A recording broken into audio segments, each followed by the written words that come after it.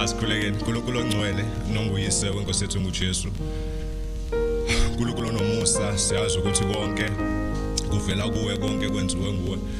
Phinda uNkulunkulu onamandla ukusifundisa izwi lakho.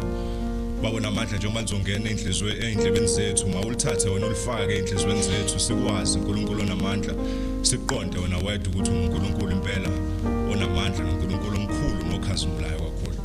Mawuphakameke uNkulunkulu ongcwele namhlanje ngoJesu Kristu inkosi siyathoba. Amen.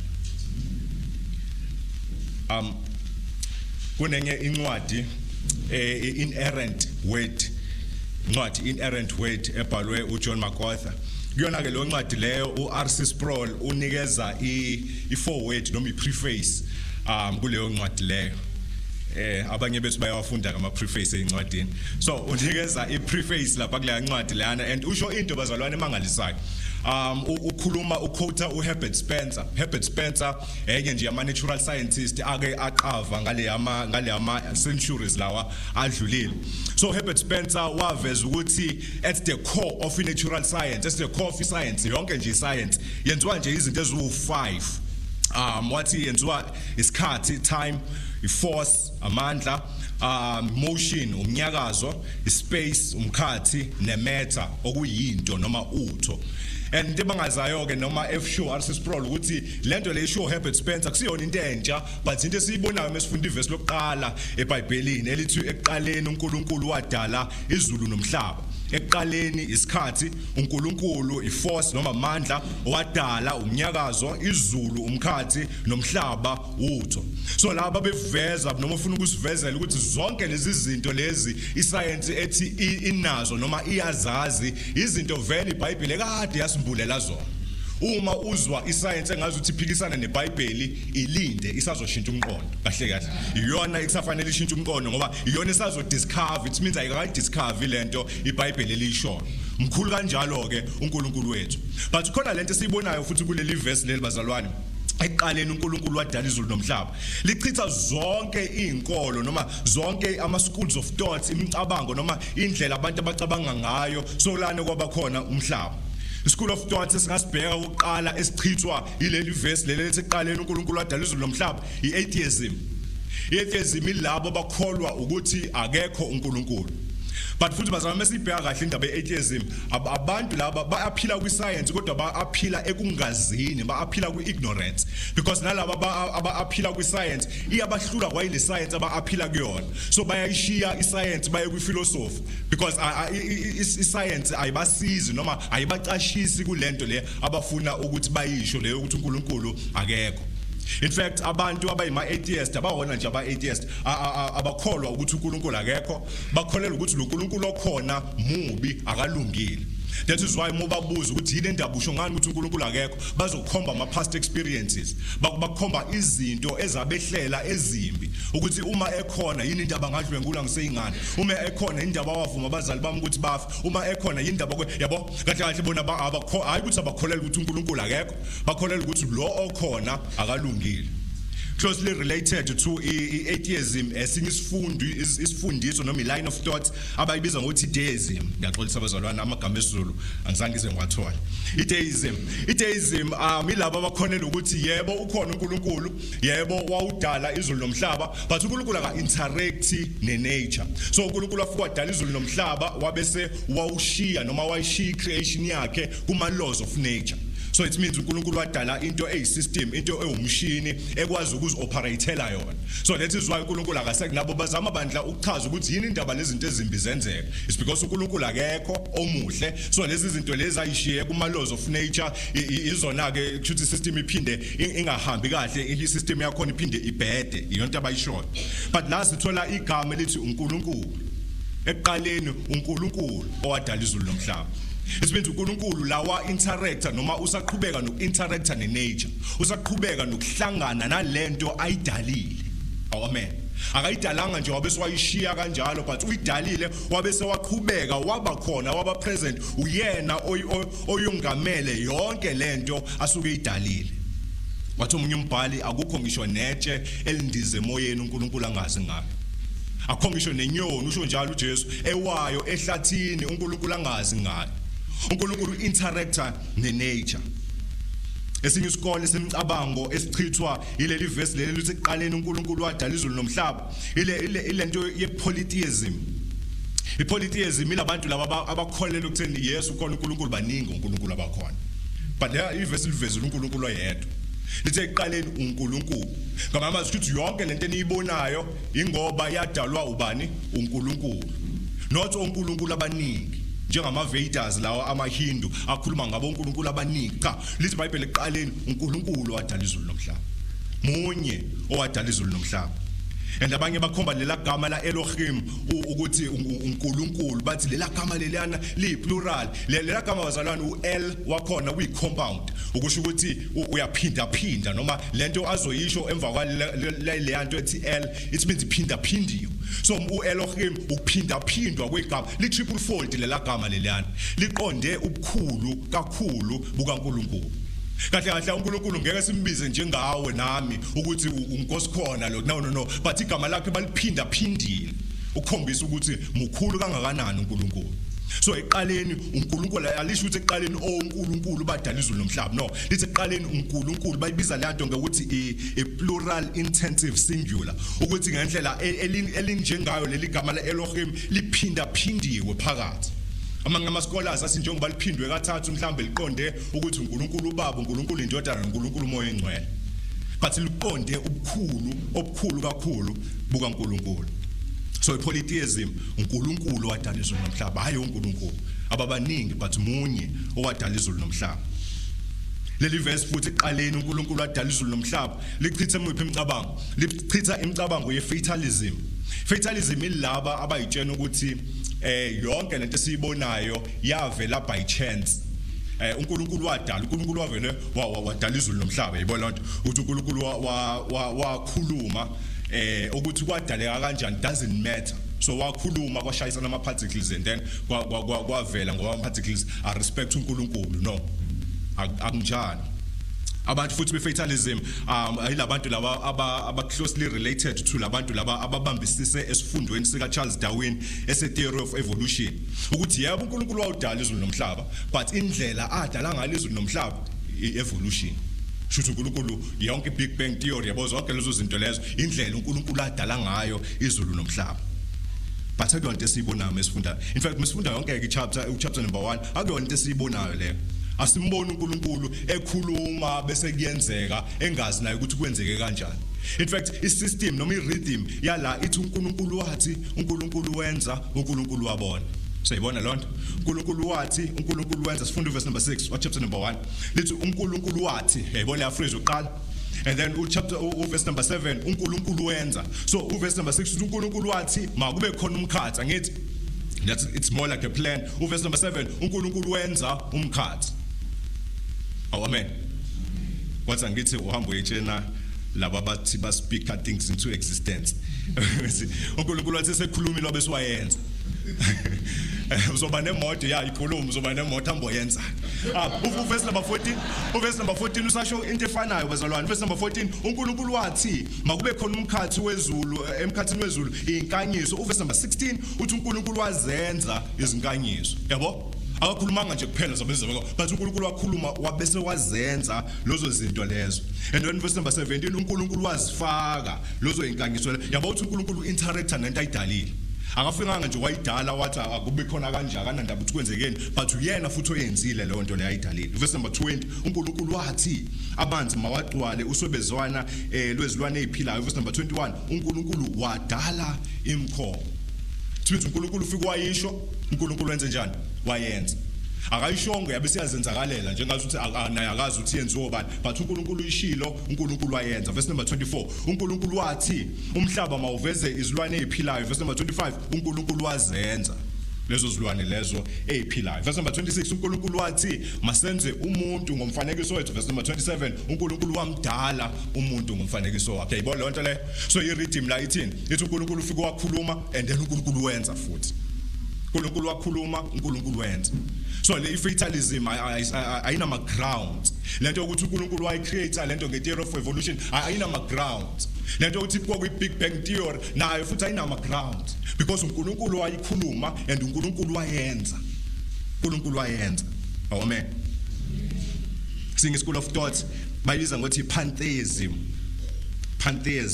lamagama let's go ahead ipantheism ilabantu abakholelwa ukuthi uNkulunkulu ne-universe bayinto eyodwa mobuke God ne-universe bayinto eyodwa abantu abakholelwa kuma-yoga nayo yonke lonto leyo be-release ama-mantra nani yabo zonke lezo zinto lezo bakholelwa ngazuthi you are one with the universe uNkulunkulu naye he is one with the universe so i-universe uNkulunkulu uyi-universe asiyiboni leyo nto leyo kulelo verse leyo lithi ekuqaleni uNkulunkulu wadala izulu nomhlaba.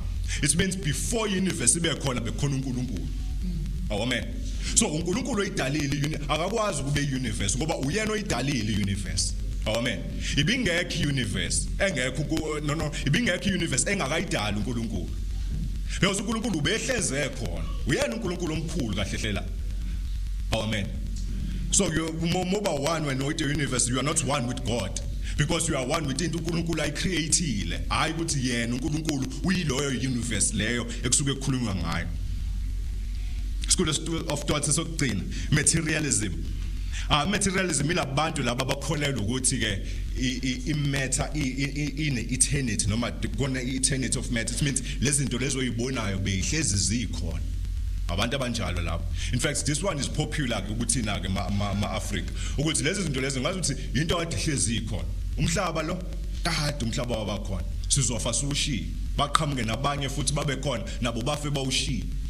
It means kahle la into abayishoyo labantu abakholelwa kwi-materialism. I-materialism ukuthi it's a pity siyibona mase sishumayela ngithi mase impahla nazo zonke lezo zinto lezo but vele i-basis yakhona iyona lento ukuthi abantu bakholelwa ukuthi lezi zinto eziphathekayo noma lezi zinto esizibonayo izona eziyi-basis yazo zonke ukuphila. Amen. So kahle la uNkulunkulu lithi iBhayibheli uNkulunkulu wadala izulu nomhlaba. It means umhlaba uke wangaba khona. And then uNkulunkulu wawudala then umhlaba waba khona. It's not ukuthi umhlaba kade waba khona. In fact umhlaba unomnyaka singayibala iminyaka yayo. Ukunje siyazi phela kodwa singayibala iminyaka because there was a time la umhlaba wawungekho khona. Amen. So it's not like uNkulunkulu noma umhlaba iwona o eternal and then zonke ke lezi zinto lezi ezinye zivele khona emhlabeni. Khona laba bathi saqhuma emhlangeni abanye bathi saphuma ngathi ama Egyptian mythology yakhona ithi saphuma emgodini womnyama zonke lezo zinto lezo bane idea ukuthi vele umhlaba uwona omdala kunathi sonke ngithi but iBhayibheli liveza ukuthi ukhona umdala weinsuku uNkulunkulu wadala izulu nomhlaba.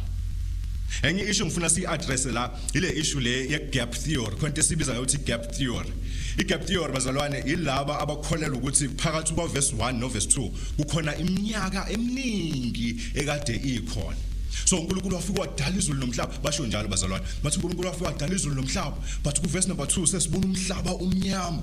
uNkulunkulu bengazayidala into emnyama evoid nani it means bekukhona isikhathi la umhlaba nezulu kade kukuhle then konakala then uNkulunkulu wayibhubhisa yebo lonto baclaim ukuthi ama floods kaNoah uNkulunkulu beselibhubhisa izwe kwesibili. Amen. It's very popular bazalwana ngiyazi ibi popular lento kubafowethu ma charismatics ngiyaxolisa but ibi popular kuma charismatics bazalwana. In fact even the great amen ubaba uNJ Sithole uyayishumayela lento ukuthi there is a gap phakathi kwa verse 1 no verse number 2 ukuthi verse number 1 uNkulunkulu wadala izulu nomhlaba kwakukuhle and then kwaba khona this pre-Adamite race abantu ababekhona before Adam and then bona lobo bantu labo then uNkulunkulu waletha izikhukhula so uNkulunkulu seziletha kusibili ikhukhula kuNoah. And ayinama grounds bazalwana awuthi vele momo ukuthi vele awuyazi nje umfundo weBhayibheli avela ayikho eBhayibhelini bazalwana ayikho eBhayibhelini just like yonke into vela abayikholwayo ayikho eBhayibhelini. So vele labantu laba badidisa noma bafuna lento ukuthi ukuhlakanipha uthe kade shumayela ukuhlakanipha sikhuluma kwabahlakaniphile bafuna lento yokuhlakanipha lento ye-wisdom engazi ukuthi yabo engazi ukuthi into abayishoyo yinto nje evela kuNkulunkulu nani khona umunye wayethi uya debate ngalento baletha lento pre-Adamite race and then uyambuza lo munye mfethu ukuthi ngiyakuzwa mfethu yonke into oyishoyo ithini manje mekwakhona abantu manje it does not have a basis was it doesn't hold water vele. In fact I know ngisho scriptural reference into esiyaziyo nesibongayo sibonga expository preaching esifundisile lapha ukuthi mawubheka le yanto ekuqaleni uNkulunkulu wadala izulu nomhlaba that is a summary. iSamarian sequence eqala ku verse number 2 iziyophela ku verse number 24 chapter number 2. Kahle kahle uyasummarize usinikeza preposition ukuthi la into engizokhuluma ngayo ngizokhuluma ngoNkulunkulu edala izulu nomhlaba. Amen. Usinikeza uMose ubhala leyo nto leyo ukuthi eqaleni uNkulunkulu wadala izulu nomhlaba, being the summary of zonke lezi zinto azozisho. And then zonke lezi zinto lezo uMose ayishoyo athi uNkulunkulu wazenza zenzeka ngeinsuku ezu6. Ukudalwa kwezulu nomhlaba kwenzeka ngeinsuku ezu6. Amen. Le insuku lezi ezu6 izinsuku eziliteral bazalwane u24 hours a day. Ngamama sithi uNkulunkulu kwabakhona usuku lokuqala kwabakhona usuku lesibili usuku lesithathu njengoba kade kushiwo la zu6 izinsuku literal uNkulunkulu adala ngazo izulu nomhlaba. Wathi umunye hayi phela iBhayibheli lithi usuku olulodwa luyiminyaka eyinkulungwane usuku olulodwa. No, not realizing ukuthi lezo zinto ziyakhanselana ngithi ayizwa uzalwane usuku olulodwa luyiminyaka eyinkulungwane usuku olulodwa ngithi besides that icontext lapha uPetro khuluma ngayo icontext yoNkulunkulu obekezelela ukuthi wena usindiswe. Akusiyona icontext yokudala ukuthi uNkulunkulu wadala uma sikhuluma ngo6 days sikhuluma ngeminyaka eyinkulungwane. uNkulunkulu wayengayenza kanjani lonto in 6 days? Cela ukufundela enye into yabhala uMartin Luther uma ekhuluma nabantu besikhathi sakhe ababephikisa ukuthi uNkulunkulu wabhala lezi zinto in 6 days. Uthi lapho uMose ebhala ukuthi uNkulunkulu wadala izulu nomhlaba nakho konke okukho ngeinsuku eziyisithupha, uthi khona ke lenkathi mayiqhubeke ibe yizinsuku eziyisithupha, mayingadidiswa lenkathi le. Mayiqhubeke ibe yizinsuku eziyisithupha. Kodwa uma ungakwazi ukuqonda ukuthi lokhu bekungenziwa kanjani ngeinsuku eziyisithupha, so uma understand ukuthi uNkulunkulu bengayidala kanjani zonke lezi zinto oyibonayo in 6 days, uthi nikeza umoya oyingcwele udumo lokufunda ongaphezulu kwalokho yikho. It means umoya oyingcwele is more learned than you. If you understand vela kufanele you understand umuntu yena uNkulunkulu. Uthi mnikeze umoya oyingcwele udumo angithi wazi it means yona ke la ekufanele ufike khona babaza ke udumo lukaNkulunkulu. Abesathi ngoba kufanele uphathe umbhalo ngendlela yokuthi ukukhumbule ukuthi uNkulunkulu uqobo lokhu akushoyo yilokho kulotshiweyo. Uthi nayo ke ingozi yalabantu laba bazama ukinterpreta lo 6 days engazi ukuthi kwakuyisikhathi eside akubona lo 6 days esiwaziyo thina. Uthi khumbulani ukuthi lokho uNkulunkulu akushilo yilokho kulotshiweyo. So lokho kulotshiweyo yilokho uNkulunkulu akushilo. Sola scripture. Uthi kahle kahle uma uphazamisa lento uphazamisa yonke imibhalo ekhona eBhayibhelini. Abesathi kodwa njengoba uNkulunkulu ekhuluma akufanele ukuba uguqule wena izwi lakhe liqonde lapho wena ofisa ukuya khona. Nje uNkulunkulu esekhulumile asingenzike engazi ukuthi izwi kaNkulunkulu fanele livune thina nemicabango yethu. Kahle kahle yonke lento egap theory ingezwakala imnandi endlebeni zabantu ingezwakala idea right bazalwane for imovie yase Hollywood yabo kungaba mnandi ukuthi khona iPre-Adamite race but le nto leyani iblasphemy ezwini likaNkulunkulu. Wonke umuntu ospeculate ukuthi uNkulunkulu wadala izulu nomhlaba ngeinsuku ezu6 lo muntu lo uquestion icharacter kaNkulunkulu uqobo. It's not just to speculate nje ngqondo imfezwe ukuthuka uNkulunkulu awumkholo uNkulunkulu. Wathi omunye umbhalo uNkulunkulu bengayenza vele lento ngosuku olulodwa kodwa ukhetha ukuyenza ngeinsuku ezu6. uNkulunkulu unamandla. And khona linye igama ke lapha mesifuna ukuba sikolani. Khona linye igama lapha elithi uYom, igama lesiHebrew. Lela gama leliyana uYom YOM lingaqonda izinto eziningi usho njalo umnyade ngifundi article yakhe uthi le gama elithi Yom asikwazi ukuba ngalo ngoba lingaqonda izinto eziningi. Yes, lingaqonda izinto eziningi bazalwane but lingaphinde liqonde ukuthi u6 days literal days. Amen. So ziningi izinto engashiwo lela gama but lingasho futhi ukuthi usuku angithi lingasho futhi ukuthi usuku. But ama scholars ama Hebrews athi lolu suku lolu uYom noma legama uYom eqonda ukuthi usuku uma lisetshenziswa nenumber. So once kuba khona inumber naleli gama leli should lelo gama liqonde usuku 24 hours. Once kuba khona mhlambe 1 day 2 days yebo once kuba khona inumber it means sesikhuluma ngo24 hours. Asaqondanga ke ezinye izinto. 2 kungenzeka ingabi khona inumber but once kwaba khona ubusuku nemini noma iphrase ethi day and night it means lelo gama seliqonde usuku 24 hours. Amen. Njengokuthi abanye ba fast of 40 days and 40 nights yayibona lonto le so kuqonde izinsuku literal 24 hours. And la uNkulunkulu kwangazi ukuthi uyayibona ke imicabango yethu ku21st century ukuthi bazobe beyizidomo othi ngibanikeze kona kokubili angibanikeze inamba ngibanikeze nale phrase ethi day and night ukuze babone ukuthi ngikhuluma ngosuku 24 hours lethi iBhayibheli uverse number 4 uverse number 5 ngasekugcineni kwaba ngukusa kwaba ngokuhlwa yayibona ukuthi khona lo day and night bese lithi usuku yom lokuqala. Amen. Kanti uNkulunkulu ukutshela izinto kathathu ukuthi this was a day 24-hour day. And yonke leyo nto leyo naku verse number 8 kwaba ngukuhlwa kwaba ngokusa usuku lwesibili khona nenamba kwaba ngukuhlwa kwaba ngokusa verse number 13 usuku lwesithathu khona inamba. It means legama leli uyom lo osetshenziswe lapha uqonda ukuthi usuku 24 hours uNkulunkulu wakwenza konke lokho in 24 hours. Asiphinde sifundeni bazalwane njengoba kade ngithi ukublaspheme uNkulunkulu ngicela sifunde Exodus like lafunda le verse le Exodus chapter number 20 verse number 8.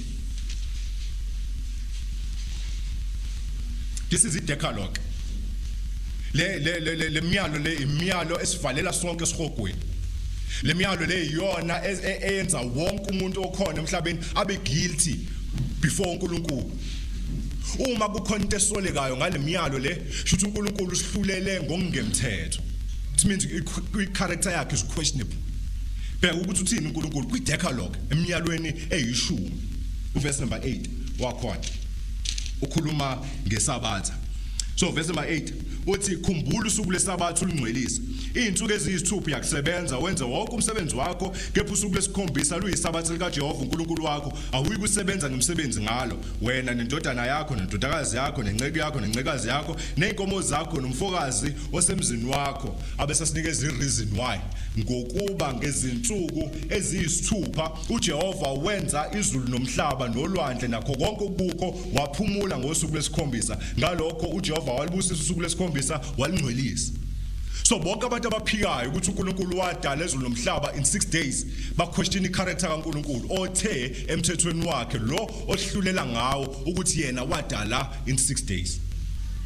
Asifundeni no chapter number 31 wow Exodus uNkulunkulu saphinda amazwi afanayo chapter number 31 verse number 15. From verse number 15 uthi izinsuku eziyisithupha kosetshenzwa kepha ngosuku lesikhombisa kuyisabatha lokuphumula lingcwele kuJehova bonke abasebenza umsebenzi ngosuku lesabatha bakubulawa nokubulawa ngalokho abakwaIsrayeli bayaligcina isabatha balilonde ezizukulwaneni zabo libe isivumelwano esiphakade liluphawu phakathi kwami nabantwana bakaIsrayeli kuze kube phakade ngokuba ngezinsuku eziyisithupha uJehova walenza izulu nomhlaba kepha ngosuku lesikhombisa waphumula waqabuleka. So now uNkulunkulu uyayiphinda futhi lento ukuthi kahle it was 6 literal days 24 hours. Besides bazalwane ukuba bengawo 24 hours ngosuku lesi6 uNkulunkulu wadala uAdam ngithi but ku chapter number 5 siza ukuthi uAdam washona eneminyaka u930.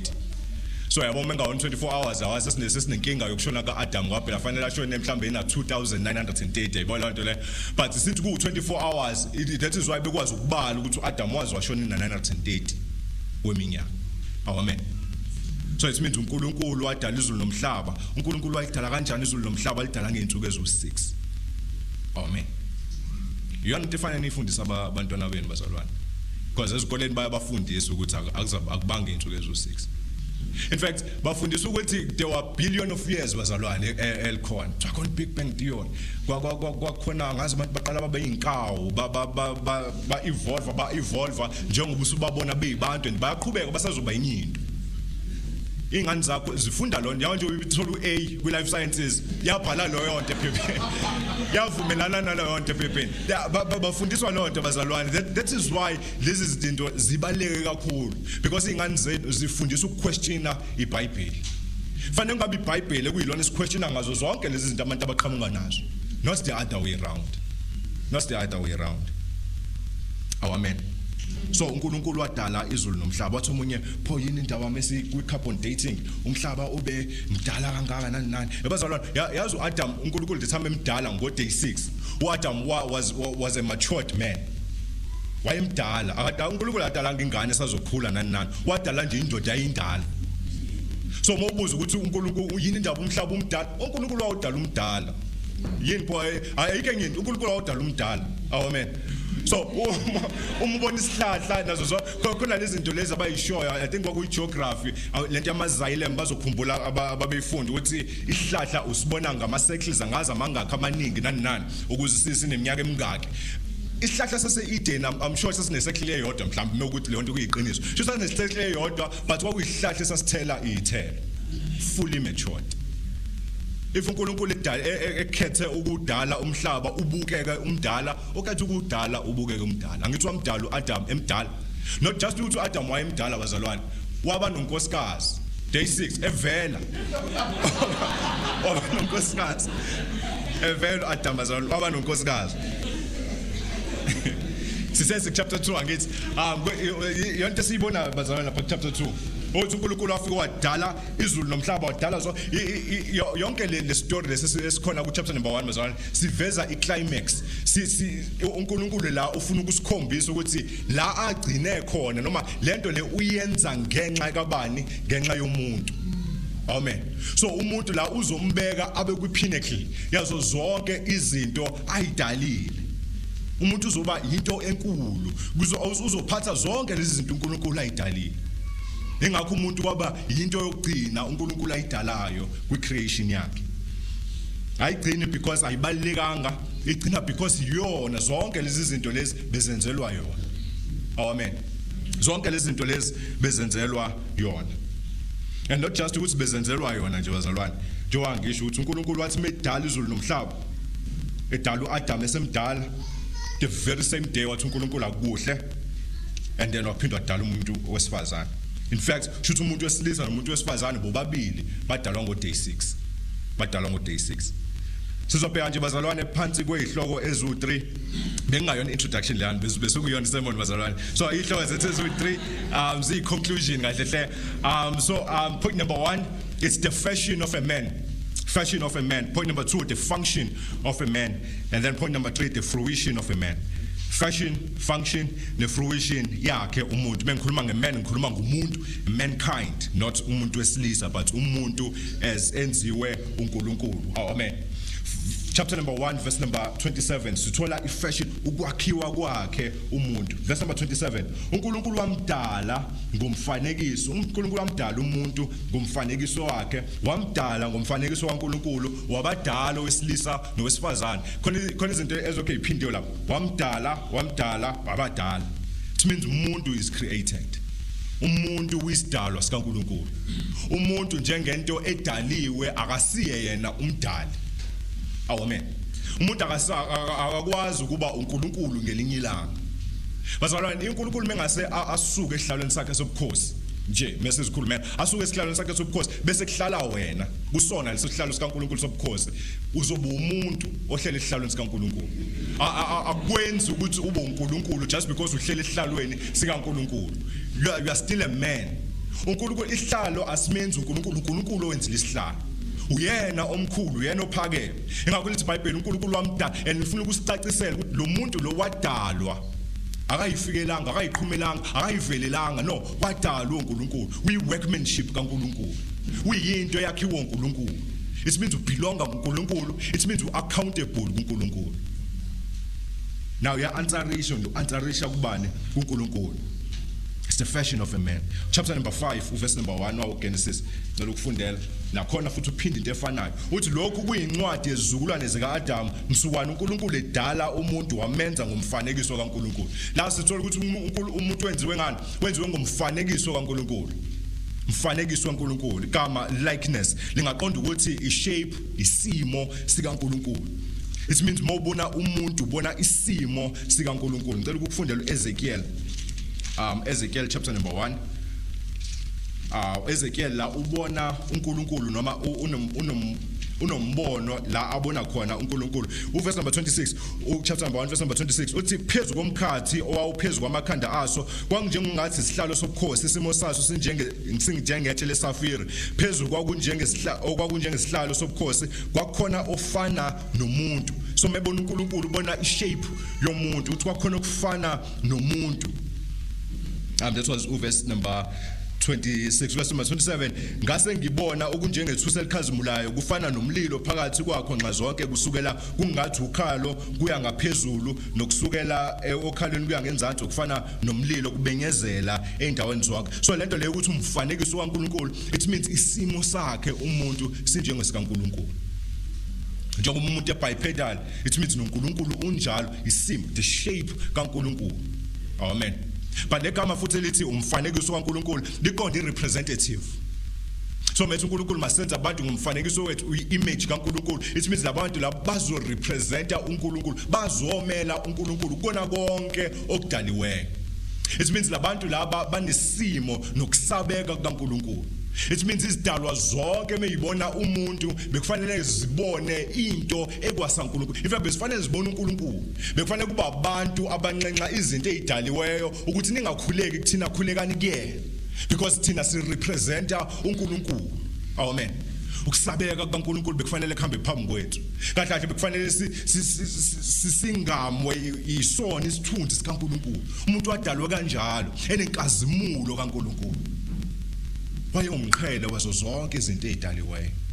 Umqhele wazo zonke izinto ezidaliweyo. So singama representative kaNkulunkulu. Inature meyibuka thina bekufanele ngabibuka uNkulunkulu. Inature meyibuka thina bekufanele ngabe yakhothama impela. Bekufanele ngabibona amabhubesi asabathina hayi thina wona. Bekufanele ngabe thina asabe ngisho nezinja. Bekufanele ngabe izona ezibalekayo meyibona umuntu. Not thina zona. Amen. Isona esenze zonke lezi zinto lezi. Isona esenze sathatheka kancane. Isona esenze izinto zasijaka, but isona bazalwane yonke lento leyo it's because of isono. It's because of isono. Ngenxa yesona abantu sebekhothama kulokho okudaliweyo kunokukhothama kumdali. Ngenxa yesona abantu sebesaba lokho okudaliweyo kunokuthi basabe umdali. Besikhuluma manje ngezinto ngenkolo yamadlozi nayo yonke lonto le. Why abantu bayasaba ukushaya idlozi. Lokushaya idlozi. Now sohamba lenkolo le izokushaya idlozi. So ungona saba idlozi unokusaba uNkulunkulu. Onamandla okuthatha umphefumulo wakhe awuphonse esihogweni. So uJesu la mebaqhathanisa uthi ngizonitshela nifanele nimsaba. Uthi msabeni yena. Onamandla okuthatha umphefumulo wona athi seyibulele inyama yena aphinda athatha umphefumulo yakho awufake esihogweni inguna phakathi. So uJesu uma bekuthiwa fanele usabeke nayo into kade kufanele ngabe uyayisaba. Uma wena bokhetha into ozoyisaba, into oyisabayo yonto oyikhonzayo ingoba ukwazi ukusabeka kaNkulunkulu. Ukwabe ukwazi ukusabeka kaNkulunkulu ubuzosaba yena, buzokhonza yena kakhulu kunalento le othi wena uyayisaba. Amen. And then uNkulunkulu la sithi kade kuyi climax of yonke creation la, and udala ngisho nomuntu wesifazane sithenga ngo day 6 kwadalwa bonke. Ngithi lithi iBhayibheli verse number 27 no chapter number 1 wamdala ngomfanekiso wakhe, wamdala ngomfanekiso kaNkulunkulu, wabadala owesilisa nowesifazane. Wesilisa nowesifazane. Amen. Into esitholayo ngokudalwa kowesifazane sifundile lapha ku chapter number 2 ukuthi uNkulunkulu number 1 wathe akuhle, and then uNkulunkulu wabese wathi fanele kube khona umsizi onjengaye. Amen. So uNkulunkulu uyabona isuggestion yokuba khona kumuntu wesifazane bengingayona umuntu wesilisa. Amen. So yonke fanele iqala nje kufanele ngabe yamention ukuthi suggestion yokuthi kube khona umuntu wesifazane was not umuntu wesilisa but bekuNkulunkulu. So uNkulunkulu suggestile ukuthi bekufanele kube khona umuntu emhlabeni wesilisa, uphinde wasuggest ukuthi fanele kube khona umuntu onjani owesifazane. Amen. Ngicabanga ngo day 6 bengakenzi lutho uNkulunkulu siyabona ukuthi we ayawenza yena akuhle ngempela alahlaledo. Let me for enye into mhlawumbe ngisheshe ngisho ngazothiwa ngisho ngoba it's natural or indaba yokushada. It's a very natural thing. In fact abantu abangashadi it's unnatural. It's very unnatural. It's very unnatural. I was just putting it out there. Amen.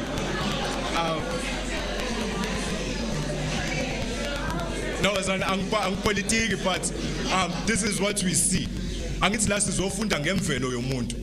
In the very beginning, la uNkulunkulu esivezela ukuthi umuntu uqhamukephi. Umuntu uqhamuke kwaba umuntu the very same day kwaba khona umuntu wesifazane. This is the nature yomuntu.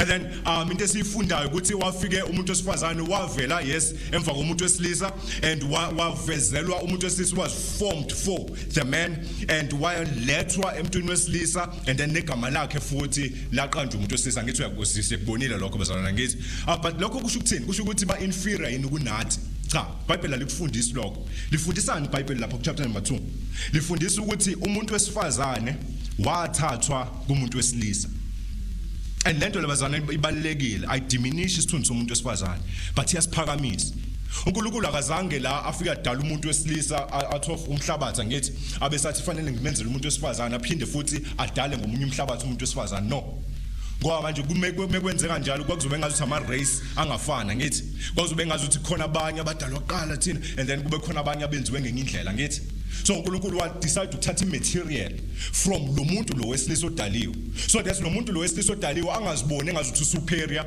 kunalo muntu wesifazane ozovela emva kwakhe amen so ukuthi uvele emva kwakhe uvele ngesuggestion kaNkulunkulu hayi ngesuggestion yakhe ngithi and then imaterial azokwenziwa ngayo imaterial ethathwe kuyena umuntu wesilisa it means bayalingana amen khona lento esho uJesu ethi mina noBaba simunye ngithi amaJuda bathatha amatshe afuna ukumshaya uqonda ukuthini uqonda ukuthi imaterial the very same thing uNkulunkulu ayiyona nami Jesu ngiyiyona kanjalo nomuntu wesifazane into esibonayo la ukuthi lento umuntu wesilisa akhiwe ngayo nomuntu wesifazane wakhiwe ngayo so uma sisiya ku creation bobabili labantu bayalingana and igama lakhe lithathwe egameni lomuntu wesilisa ngithi alithathwanga kwenye indawo it means lento abizwa ngayo umuntu wesilisa nomuntu wesifazane it means le honor ekhona emntwini wesilisa nakumuntu wesifazane it means la amalungelo akhona emntwini wesilisa nakumuntu wesifazane amen uyabona ke wena othi abathula abafazi ngoba abazilutho ukuthi kahle kahle wena ungazilutho la uNkulunkulu wenze sure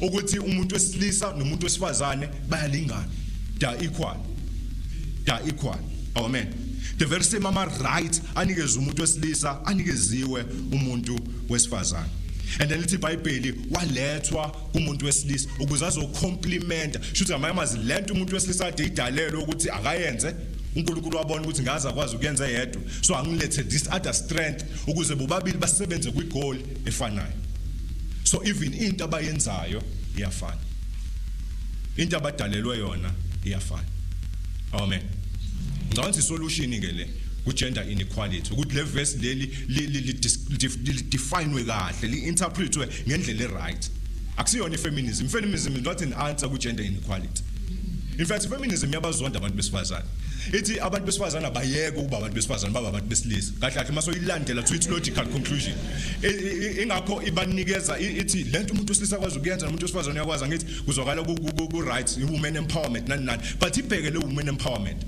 ukuthi it's doing away with the feminism it's abantu besifazane ba weak uma benza ama roles up fanele bawayeka ama roles up bayokwenza ama roles abantu besilisa ngithi so kahle kahle obana abazonda abantu besifazane yilabo abayekisa abantu besifazane ukuba abantu besifazane amen abantu besifazane abantu besilisa they are equal banama roles angafani amen phambi kaNkulunkulu bayalingana izinto abazenzayo azifani noma indima abayidlalayo azifani amen so lonke ke lento siyibona phi lento ngingafani kwalezi indima lezi abayidlalayo siyibona kulezi zinto uNkulunkulu azibekile awuthiwa ama institution uNkulunkulu awabekile bazalwane ubekile ibandla wabeka ikhaya amen so both kwi family nasebandleni labantu labo bayalingana but badlala ama roles angafani banezindima ezingafani with that being said bazalwane asiye kwi function of a man lithi iBhayibheli mababuse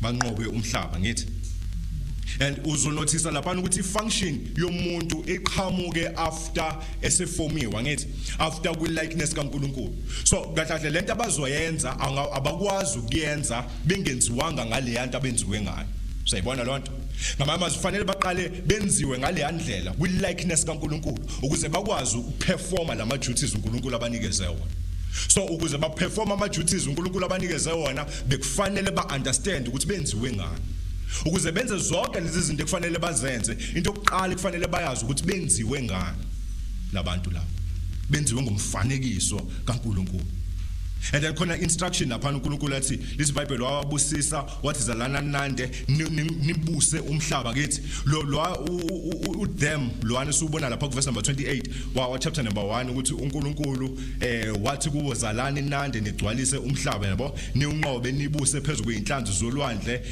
nezinyoni zezulu nezilwanyana enwabuzelayo emhlabeni lo them lo awuqondile uAdam noEva kuphela akuyena uAdam noEva kuphela abazobusa but uAdam noEva nabo bonke abantu abazophuma emva kwabo yibona bazobusa.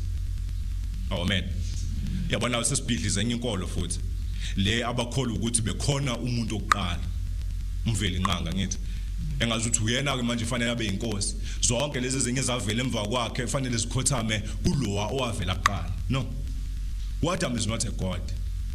uAdam umuntu ofana nami nawe, and the instruction leyana I apply nje kuphela kuAdam but be apply kubona bonke abantu ukuthi mabazalane bande and then banikezwe instruction ukuthi nayi into abazoyenza.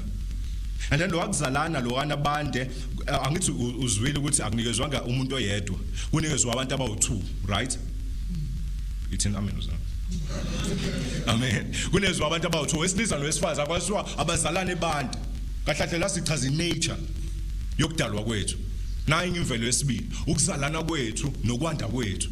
Akusiyona into yabantu individual abangawona umndeni. But bekuyinto yani yabantu abawumndeni. uNkulunkulu wadala umndeni ngo-day 6. Akadalanga abantu abahlukene. Bese batshena ukuthi abazalane bande. No. Wadala umndeni and then the family iyona iyaproducer kwaze kwagcwala umhlaba. Amen. So i-production mazala noma i-reproduction into yomndeni akusiyona into esingayenza nje noma ikuphi njengoba sekwenziwa namhlanje. Akusiyona into ingane ya grade 6, into ingane ezifunda isikole lokho kuthiwa ayisona kuhle ukuthi uhleshe uzali usemusha because uyabona nani akukho kuhle bazalwane. Kuhle ukuthi umuntu azale enjani eseshadile. That is in nature, that is imvelo yomuntu. But ke mokuthi ubene ngani simizivele bonga understand ukuthi wenziwe ngani. Angithi sithe i-function ilele kutheni wenziwe ngani ngithi. So bonke abantu abangazazi ukuthi benziwe ngani vele bazokwenza inoma kanjani. Amen. Bazoyithatha le role bayenze yabo wathi uNkulunkulu asidalane esandle. No, akashongo uNkulunkulu sizalana nandi. Wathi emndenini zalalana nandi. Amen. Usathana bazalwane befuna ukuhlasela isociety, uhlasela umndeni. In fact mufuna ukuchitha nje isociety, chitha umndeni. Chitha ubaba nomama bahlukana baxabana. Izingane zikhule zingena baba, zikhule zingena mama, break yonke even history yabo inyamalala emhlabeni. Uyobuqedile ke ngomndeni. Abazalwa ngaphandle komshado uyobuqedile ngomndeni. Once wachitha umndeni uchithile isociety. Once wachitha isociety uchithile ikhanda. In fact amaSyria mofunda ulokhoza la uIsrael wayihlaselwa khona ama-Assyria abantu baka Israel babethu kungcono iBabylon kuneAssyria. Yini indaba? iBabylon lalinithatha nonke linise eBabylon, but kuAssyria babehlakaniphile noma babenonya, babe understand lento ukuthi mofuna ukuchitha isizwe chitha umndeni. Babefika menumndeni banihlukanisa. Omunye ubaba bazomisa le, umama bamise le. Uzolwelana vele. So uphelile ngithi. So umunye uya kwelinye izwe, omunye aye kwelinye izwe, ingane ye kwelinye izwe. So iAssyria yayenza njalo. Yayingabahlanganisa indawonye ngoba yayibona ukuthi bese bahlanganisa ndawonye bazophinde bazalane babe isizwe futhi phakathi kwesinye isizwe basichithe. Ngcono akahamba umunye eZimbabwe, umunye ayele eNigeria. Sibahlukanise labantu lapho. Bachithile umndeni as a result bachitha uIsrael wonke. Bachitha uIsrael wonke. And umndeni bazalwane ubalekile kwiplan kaNkulunkulu. uNkulunkulu mefuna ukupopulate umhlaba udala umndeni Adam noEva. uNkulunkulu mefuna ukusindisa umhlaba ezikhukhuleni akasindisa uNoah kuphela nabanye abantu nje abayimpilo. uNoah umndeni kaNoah lo wasinda. uNkulunkulu menza icebo le redemption akazange azabize nje abantu individually. No, wakhipha uAbraham nomndeni wakhe wenza nabo isivumelwano. Yabo ukuthi umndeni ubaleke kangakanani.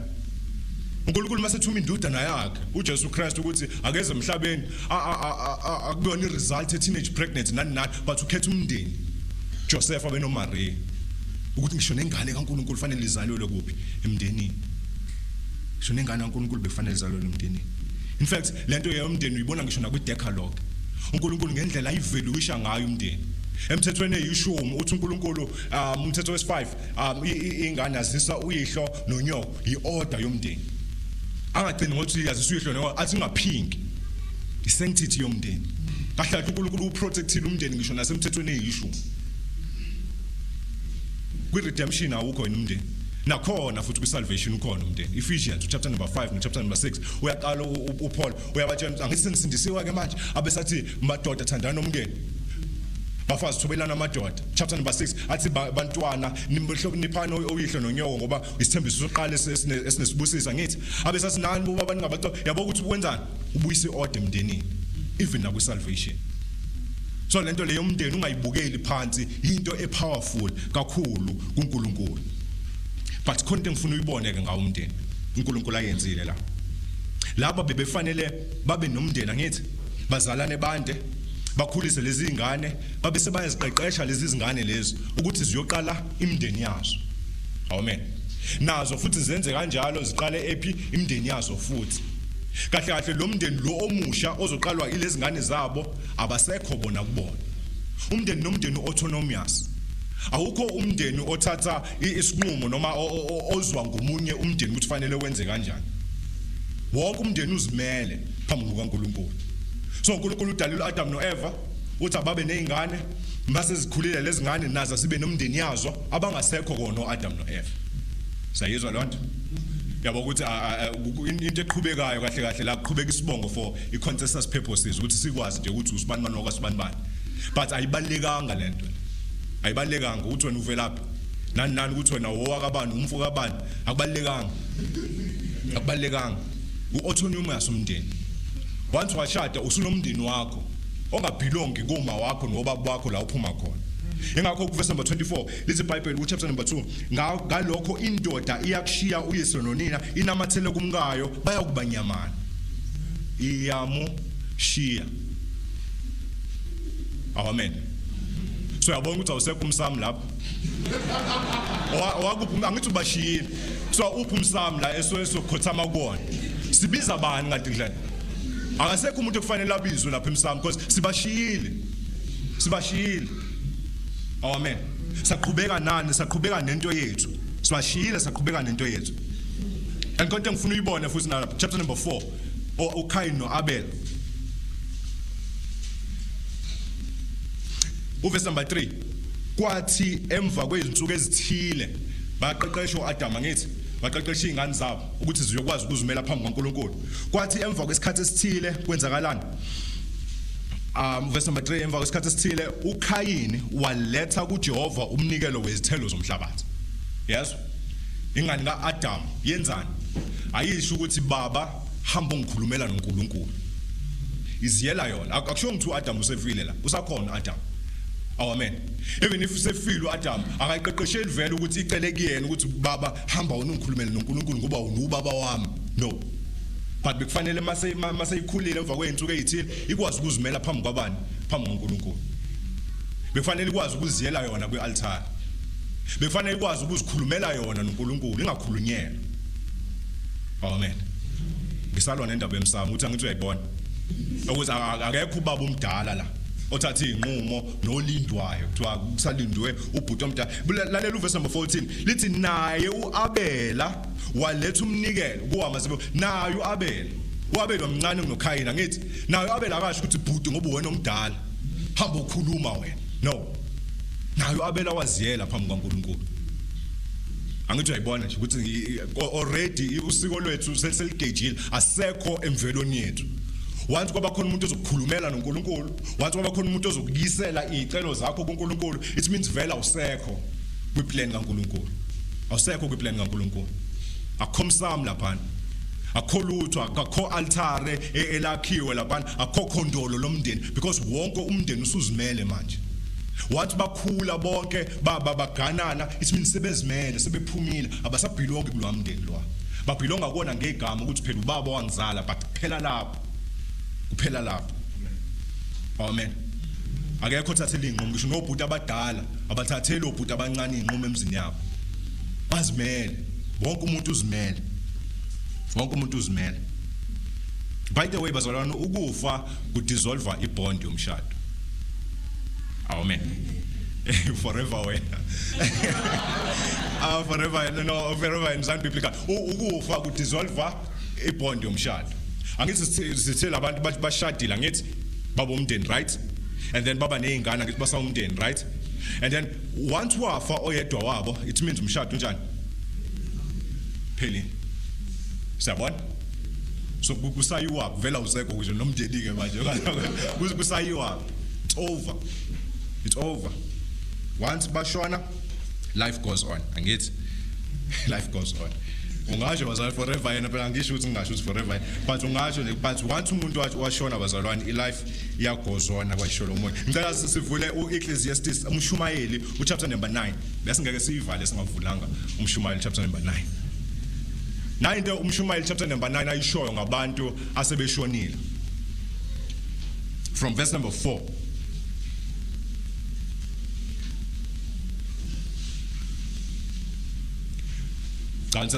Verse number 4. Lithi ohlangene nabo bonke abaphilayo kukhona ithemba kuye. Ngokuba inja ephilayo ingcono kunengonyama efileyo. It's a very powerful comparison lapha. Uthi inja ephilayo ingcono kunengonyama efile. Ingonyama bazalwane siyazi ukuthi ibhubesi into enamandla ngithi. But uthi umbhali inja lesilwane ehlezi sithukwa daily abantu bengasithathi notice uthi once kwabe isona esiphilayo singcono kunani kunengonyama efile. Lento ethukwayo ingcono kunengonyama efile. Yathi ingane inja kulokho edlalwa ngayo kuthiwa man's best friend iyona silwane esithukwa mihla namalanga. Abantu bayisaba inyoka but abayithuki. Kuthukwa inja. So inja this man's best friend uthi umbhali lapana iyona engcono kunani kunengonyama efile. So noma ngabe ingonyama ibinamandla amakhulu kangakanani noma ibikwazi ukurula ijungle kangakanani once yafa it's over. Once yafa it's over. Ngicela siqhubeke sifunde in verse number 5. Uthi ngokuba abaphilayo bayazi ukuthi bayakufa abafileyo abazi lutho. Abafileyo abanjani bazalwane? Abazi lutho. Futhi abasenawo ini bazalwane? Umvuzo. Ngokuba ukukhunjulwa kwabo kunjani? Sekukhohlakele. Abazi lutho, abanawo umvuzo, khunjulwa kwabo sekukhohlakele. Verse number 6, very interesting. Uthando lwabo nokuzonda kwabo nomhawu wabo sekunjani? Sekuphelile.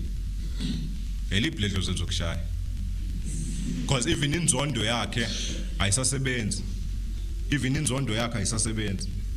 Omuphi lo muntu ozocela keni inhlanhla ngoba umvuzo ngithi batheni umvuzo akasenawo. Akho lutho bazalwane emsamo. Amen. Ukuthi mnyama umsamo noma yakha akho lutho lapha emsamo. There's nothing emsamo. Abantu bekhonza imagination yabo. Abantu bedukiswe ingqondo zabo nenkolelo zabayifakwa abanye abantu. Akho lutho emsamo. Akho lutho emsamo. Lithi abasenasabelo nanini kukho konke okwenziwa phansi kwelanga. Noma ungabahlabela abasenasi isabelo nanini. Kuyona yonke into eyenziwa phansi kwelanga. So yabona umndeni lo esuthandayo ukuthi uqalephi ngokwe-plan kaNkulunkulu. And then uyayibona ukuthi i-plan kaNkulunkulu ukuthi ithi wonke umuntu ufanele akwazi ukuzimela phambi kaNkulunkulu. And yabona ukuthi vele wonke umuntu masefile lithi iBhayibheli ngisho nenhlanhla yakhe nothando noma kade kuthanda kakhulu kangakanani akasakwazi ukukwenzela lutho uma esefile because usuyobhekana naloNkulunkulu lo mdali. Wonke umuntu individually uzoma phambi kukaNkulunkulu azilande because wonke umuntu individually uaccountable phambi kukaNkulunkulu. Uaccountable phambi kukaNkulunkulu.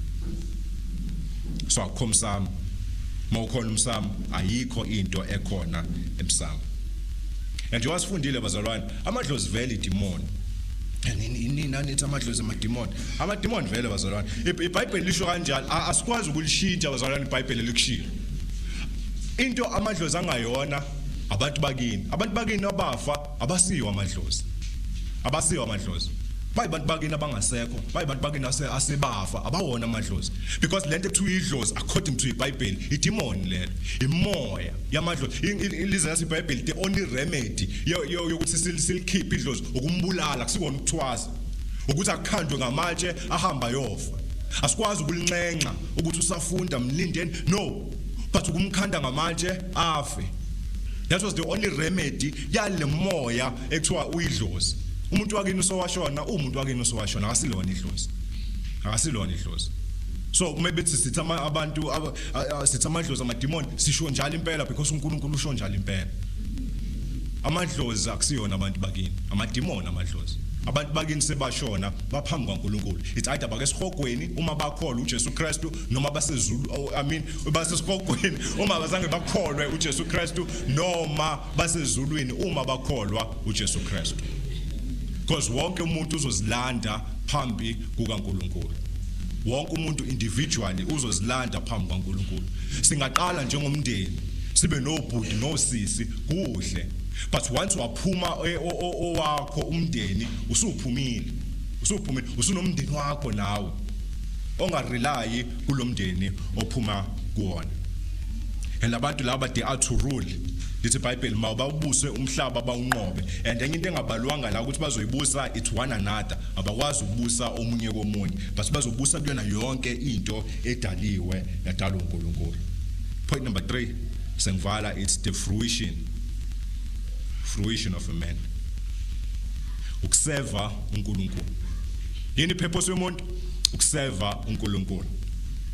Umbuzo oqala noma impendulo yokuqala ye catechism ukuthi man's chief end is to glorify God and enjoy him forever. Ila umuntu ethola khona ukwaneliseka. Umshumayeli chapter number 3 verse number 11 ukhuluma ngokuthi uNkulunkulu ubekile iphakade enhlizweni yomuntu into engeke izigcwaliswe umuntu ivoid ayikho into engakwazi ukuyigcwalisa ngaphandle kaNkulunkulu uqobo. Udalolweni udalela ukukhonza uNkulunkulu. Ushilo izolo ukuthi abantu bangabantu abakhonzayo kahle hle. Man is a religious being. Ngokudalwa kwabo ngoba bevele kufanele bakhonze ubani befanele bakhonze uNkulunkulu. And khona into bazalwane ekhona laphana ngokhokho bethu Genesis chapter number 11 lithi abantu bonke la kwakhona ngisho nomkhulu wami nomkhulu wakho lithi abantu bonke bahlangana umunye nomunye bathi asihambe siyenze njani siyozakhela umuzi osiqongo sawo sisezulwini. This is why sakhula singamazi uNkulunkulu. Sakhula singamazi uNkulunkulu because bavumelana la kuGenesis chapter number 11. Bonke abantu esiphuma kubona bavumelana ukuthi ngeke samkhonza uNkulunkulu but sizozakhela thina enye into ekeceleni enye isystem ekeceleni edefyayo uNkulunkulu edefyayo yonke lento umdali wezulu nomhlaba athi uyiyona. uJoseph mekhuluma ngeBhabhele uthi laphana uNimrod ofuthi uyani leader yaseBhabhele uthi wayecasulwe ukuthi uNkulunkulu wabhubhisa izulu nomhlaba. So athathe njengoba bedala umbhoshongo ukubaleka ezinye izikhukhula ezingase zize babengazi ukuthi uNkulunkulu ngeyasazilethe izikhukhula sizoletha umlilo manje kahle ba defy vele even ijudgment kaNkulunkulu bambone wrong uNkulunkulu.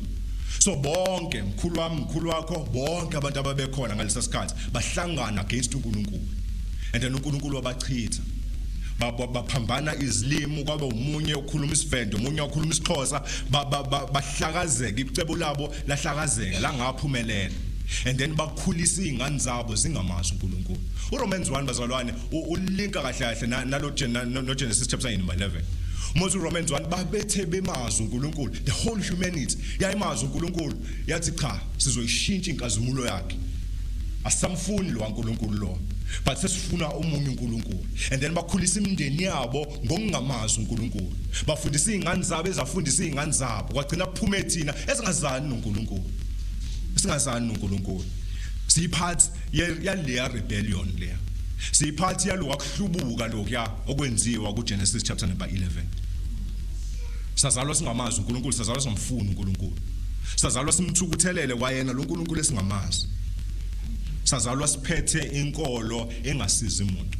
Sazalwa siphethe inkolo ehlukumeza thina uqobo lwethu. Sazalwa siphethe inkolo engasizi. Sizalwa siphethe inkolo engayisi phambili kodwa eyisana emuva. Sizalwa siphethe lenkolo lesizigqaja ngayo. Thu inkolo yamasiko, inkolo yabantu abamnyama. Bazalwane kwabe kuyinkolo abantu abamnyama ingabe iyafana. Why ingafani pho? Akuyona inkolo yamaZulu leya. Ayifani le nkolo. Buza umuntu wakaThoba ukuthi benza kanjani. Bheka ukuthi bayafana nabantu bakaNgipho. Abafani thina kantolana asenzi kanjani. Mofika kwaNyawo sabenzi kanjani thina kaNyawo sasenzi kanjani. Pho kuyinkolo ekuthiwa yamaZulu kanjani if umndeni nomndeni ezenzela into yawo umathanda kuhlukene. Wonke umuntu unenkolo yakhe kahle hlela. Ibuyela back kule nto ukuthi vele wonke umuntu uzimele la. Wonke umuntu uzimele la. Sazalwa naloyo nkolo leyo yokumhlubuka uNkulunkulu. And then ever since umuntu waba nale avoid engazi ukuthi uzoyenza njani because ivalwe uNkulunkulu kuphela. Ivalwe uNkulunkulu kuphela. Musana ukwenza abantu bakini bazalwane asebashona benza sisibenze izilwane. Bangabantu labana abake esihogweni made bengakholwa bake ezulwini noma kade bekholwa. Abahleli enganeni yakho. Abahleli umkhulu la ekhaya bazalwane wayehlonipha kabi umakoti la ekhaya. Kwa just because unkulunkulu sethi umkhulu angazi uhlele esibelethweni engakho umakoti engazali. Usefunani umkhulu kude kangaka? Yabo ukuthi kahle kahle lento le ayisizi bazalwane. Ayisizi. Inkolo nje engasizi. Inkolo nje engasizi. Isibuyisela emuva. Awazi ukushada engashadile ubani. Kufanele uqale ukushada ubani owashona naye angazizwa engashadile. Kufanele uqale ukushada yena iqala ngoba wena ukwazi ukushada engazange ashade yena. Inkolo engasizi. Ibuyisela bonke abantu emuva. Abantu bagxeka iChristianity engazuthi iChristianity iyona ebuyisela abantu no. Ihloleni bazalwane lenkolo yesintu. Ayisizi. And yonke lento le uNkulunkulu wadala izulu nomhlaba. Izulu being the physical the supernatural noma the spiritual realm and then umhlaba being the physical realm. And uNkulunkulu obusayo phezulu kwezulu nomhlaba. Nguye sonke esi-accountable kuye. Sonke si-accountable kuye. Akekho zimele. Sonke sifuna uNkulunkulu. Mekuthi ukhona la and unalo void leyo yongazani noNkulunkulu. Mhlawumbe njengoba sikhuluma kanje kuthi nqapha it's because awazani noNkulunkulu. Mhlawumbe sikhuluma kanje uyasaba ngempela uyitshena ukuthi idlozi lizosishaya shuthi wena ongazani noNkulunkulu. Mhlawumbe sikhuluma kanje uyathanda kodwa futhi ukuza kuNkulunkulu. Woza uNkulunkulu. Ayikho bazalwane into esabisayo. Ayikho into ezokwenzeka. Woza kuJesu. Uyena onamandla ukusikhulula kona konke ukugqila bokusaba nokugqila nje esiphezulu kwabo. You know what iBhayibheli lithi mazalwane but ngalezi inkolo lezi lithi abantu benza lezi inkolo because zivuna izono zabo. Our promoters alezi inkolo lezi is because zivuna inyama yabo. Zivuna lemsebenzi emibi abafuna ukuyenza. Because lezi inkolo zikhuluma ngokuthi ungasenzi isono. Lezi inkolo zipromota yonke udodo ongawucabanga kuyathwalwa lapha. Ubulawa ingane lapha. Kuyathakathwana lapha. Kuyadliswana lapha. Kuyaqaba abantu balapha. Zonke lezi zinto lezi ezenziwa kulezi inkolo leziyana vele zikuvuna inhliziyo yabo. Zibaveza ukuthi babi kangakanani. Veza ukuthi babi kangakanani. Nozilapha akazi lapha ifanele lento iphindele kulomuntu lo ongithakathi ngamanga naye usethakatha ngokuthi uyayilapha because yonke lenkolo lebazalwane ayisizi umuntu but ivuna lesisono esicashile enhlizweni yakho. Mekuthi ukhona uyayithanda le yankolo leyana it's because khona isono awuthandwa inkolo isono leso sifunayo isono lesi enkolo le ekuvumelayo ukuthi usihle yeke isono hoza kuJesu yeke isono hoza kuJesu. Akekho umuntu ongafila ivoid. Akekho umuntu ongakusiza kulesi simo obhekene naso. Uyoyihlaba imbuzi yozuhluleke. Bafa iziphandla zimanzi, bafa ginqeke nemoto uthi akawenzanga kahle umsebenzi. It's because vele ayisizi le into leyana. Ayisizi le into. Oza kuJesu. Oza kuJesu. Izinto ezinhle bazalwane nezinto ezimbi zivelela abantu abakholwayo nabantu abangakholwa. Pho yini indaba wona uzovelelwa izinto ezimbi la emhlabeni? Uphinde futhi uyesibhokweni. Azikuvelela izinto ezimbi la emhlabeni but ngibe nenjabulo yokwazi ukuthi mengidlula la emhlabeni ngezulwini. Abantu abakholwayo bakhinqana nezimoto nabantu abangakholwa bakhinqana nezimoto. Abantu abakholwayo bafuna imshado yabhidleke nabantu abangakholwa ngokunjalo. Abantu abakholwayo ingane zabo ziyafeyila ezikoleni nabantu abangakholwa. Ayikho into entsha kahle hle. Bobabili labantu bavelelwa izimo ezifanayo. pho yini indaba wona uyitshela ukuthi mawuqhuzukile nje bekufanele kuyohlatshwa? No, nokholwayo na uqhuzukile. Asiphileni bazalwane kambi emhlabeni so long as sizophila kahle ngale kwethu. Yona Pascal's Wager ethi way ibheke yonke engivala ngayo. Pascal's Wager umuntu wangalesa sikhathi waye scientist naye owahlala phansi namanye ama scientists wawahlalisa phansi ukuthi bafethu ibukeki nento. Uma nina nithi akekho uNkulunkulu bese niyafa nithola ukuthi ukhona uNkulunkulu shuthi niyesihogweni. Kungcono mina ngiphilisa komuntu othi ukhona uNkulunkulu ukuze mengifa ngithola ukuthi akekho uNkulunkulu still ngisafe. Abantu abangakholwa bafa bethembile ukuthi lento esishumayelayo ingabanga and ithemba eliyize ngoba lekho sikushumayelayo kuyiqiniso. Once wafa ungamazi uJesu Kristu ungokukhalelwa kunabantu bonke. Waza kuJesu yena uzokunikeza ukuphumula kumphefumulo. Sikhuleke uNkulunkulu ongcwele nonguyise Nkosi yethu uJesu. Baba wethu onamandla siyazendlala phambi kwakho sizocela ngokomusa wakho ukuthi uNkulunkulu onamandla uphinde ukukhanyisa inhliziyo zethu.